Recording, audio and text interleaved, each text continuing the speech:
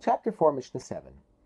We have learned that when a person consecrates something without specifying what type of sanctity it should have, it is usually considered consecrated for temple upkeep. The Mishnah discusses what should be done with animals fit for the altar that were consecrated by their owner without specifying what type of sanctity they should have. We now turn to the words of the Mishnah. If someone consecrated his belongings without specifying their purpose, and among his belongings there were animals that are fit to be offered on the altar, whether male or female animals, Rabbi Eliezer says these cannot be offered on the altar as because they are consecrated for temple upkeep. Therefore, in order to enable them to be offered on the altar, we do the following. The male animals, which are fit for Olah offerings, should be sold to those who need them for their Olah offerings, while the female animals, which are fit for Shekalim offerings, should be sold to those who need them for their Shekalim offerings. And the money paid to the temple for these animals becomes consecrated in their place and goes to the temple upkeep fund together with the rest of the consecrated belongings. In this way, the temple upkeep fund receives the value of what was donated to it, and the animals that are fit for the altar will end up being brought as offerings. It is Rabbi Eliezer's view that when someone consecrates his possessions without specifying a purpose, all of them, including anything that is fit for the altar, receive temple upkeep sanctity. Therefore, in the Mishnah's case, since the animals cannot be offered on the altar as they are, we must make the exchange described above. A second opinion. Rabbi Yehoshua says the male animals themselves should be offered by the owner as an Olah offering as they are, without making any exchanges.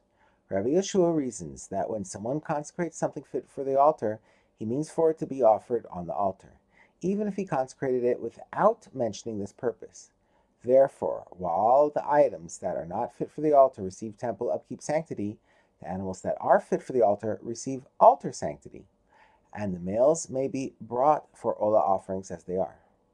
The female animals, however, should be sold to those who need them for Shekalim offerings, and with the money that is paid for them, the owner should buy male animals and bring Olah offerings that are completely burnt on the altar.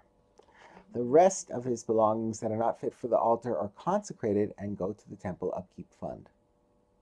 Rabbi Akiva favors the view of Rabbi Eliezer. Rabbi Akiva says, I see the words of Rabbi Eliezer as being more acceptable than the words of Rabbi Yehoshua. Rabbi Eliezer applies one consistent standard to all of the consecrated items. The owner made a single statement consecrating all of his items. Rabbi Eliezer applies this one statement equally to all of the belongings.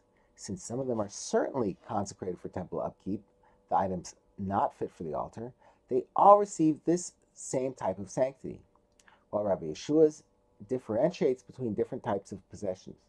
According to Rabbi Yehoshua, the owner's single statement is applied differently to different types of possessions.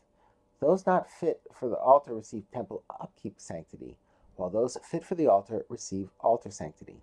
Another opinion.